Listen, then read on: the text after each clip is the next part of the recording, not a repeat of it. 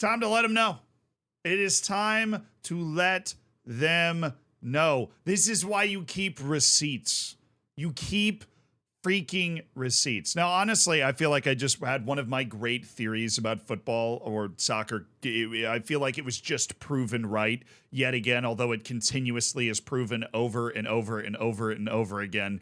And the reason you keep receipts is because a lot of great players around the world aren't great all the time. They're great in the right setting, in the right system, surrounded by the right people. That is when they are great. And Jadon freaking Sancho is the person that's showing that off. I don't know if you happen to watch Borussia Dortmund against PSG. If you didn't, great match. Tons of chances both ways. PSG had one play where they freaking hit the post, inside of one post, and they literally hit the inside of the other post right after it. Kylian Mbappe, for my money, looks like actually the best player in the world most of the time when he's out there on the field. But Jadon freaking Sancho also looked great. And even though when he was playing for Manchester United, he looked like me out there trying to relive the Like Mike movies, he looks like an actual player. And people forget, right? Like, especially when people leave England, right? Because obviously a lot of my interaction on the internet with other English-speaking people, which would be Americans and then English people, right? When a player leaves the Premier League, they leave the consciousness of the people that are dominating the English discourse on the internet. The Champions League semifinal is bigger than any match Manchester United has played in a long time, right? The last moment that Manchester United was on a stage like this in Europe, it was Rashford's penalty to beat PSG and pull off that stunner to kind of get to the next round, which of course, if I remember correctly, they got knocked out in, right? Manchester United is where Jadon Sancho went and failed. And yet he has returned to Borussia Dortmund and delivered a masterclass in the Champions League semifinal. Brother, there aren't any Premier League teams left. Even if he was playing for Manchester City, he wouldn't have the opportunity to do something like this. He's playing at Dortmund. Obviously, they weren't a team that was expected to get to the Champions League semifinal, but they have earned it, and they earned it again by handling a PSG team. I mean, handling's a strong word. They won 1-0, and again, PSG hit the inside of both posts on one play alone. Definitely should have scored, but Dortmund missed a couple of really good chances as well, and it ended 1-0 Dortmund. But I'm here to talk about Jadon Sancho, and you're already caught up on all the lore. As for Jadon Sancho, in the first 30 minutes against PSG, he had completed 7 dribbles. 7 take on dribble by your opponent dribbles, which is, according to Squawk Alive, the most dribbles completed in a single Champions League knockout game so far this season.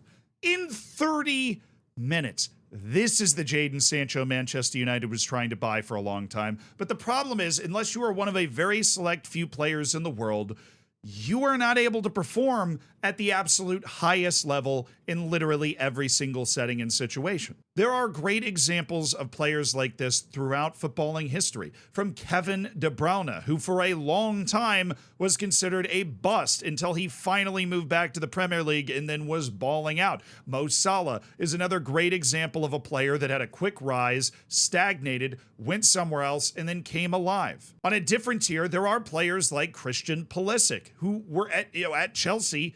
He wasn't very good after the injury, after the COVID year where he helped them get to the Champions League final and win the whole thing. Well, then he moves to AC Milan and he's playing absolutely outstanding. Heck, just my knowledge of American players, this can happen at the same club. Weston McKennie went from the transfer list to being called Juventus' best midfielder. And somehow in the middle of that, he went to Leeds and was not good enough to play in the Prem, and yet he's good enough to play at Juventus and finish top 4 in Serie A. Maybe with all of this, I'm just accidentally calling the Italian league a farmers league. But the point that I'm trying to make is that if you are in the right situation, unless you are Lionel Messi, Cristiano Ronaldo, right, probably Kylian Mbappe, right? This very, very select few players that are so much more talented than the people they're going up against, that they are able to perform at that world-class level no matter where they are, right? You need to be in a situation where your strengths are supported and your weaknesses are minimized. I think Jadon Sancho is the latest example in a very long line of transfers where a player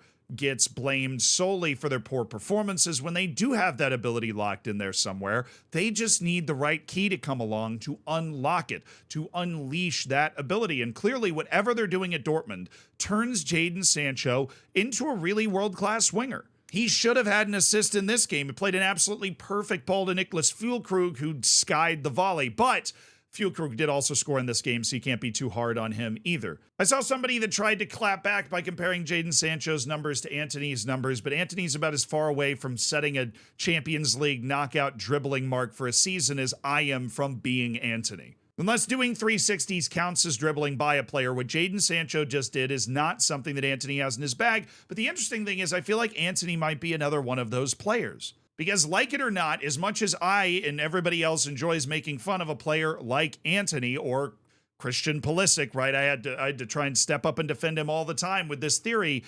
If you put somebody like Antony in the right system where they are confident and they are encouraged and they get a right mental reset, I mean, there are educated people in charge of vast sums of money running a large football club. Granted, maybe not the most educated people. I realize there's going to be a pushback on that because I'm talking about Manchester United that decided to spend $100 million on Antony. They didn't decide to spend $100 million on air. The quality is there. But with Antony and with Sancho, it's evidence that there are bigger issues at play at certain clubs that are not able to get the most out of these players. Because Jadon Sancho dropping what was a final total, by the way, according to this tweet by Fabrizio Romano, a final total of 11 successful dribbles against that is nuts. If you are leading a top 5 league, you're getting like 5, maybe 6 dribbles per game. 6 dribbles per game would be considered absolutely insane. He dropped 11 against PSG on the biggest stage of the season. Fabrizio is also tweeting Dortmund want to negotiate and keep Sancho, and talks are to follow with Manchester United. Everybody gets obsessed watching somebody like Jadon Sancho play this way, and they don't realize that if you sign somebody, you're not just instantly going to get the person that you see dropping 11 successful dribbles at Dortmund. They're not just going to spawn in on your team. There are so many other factors that determine whether a player is able to play at their best.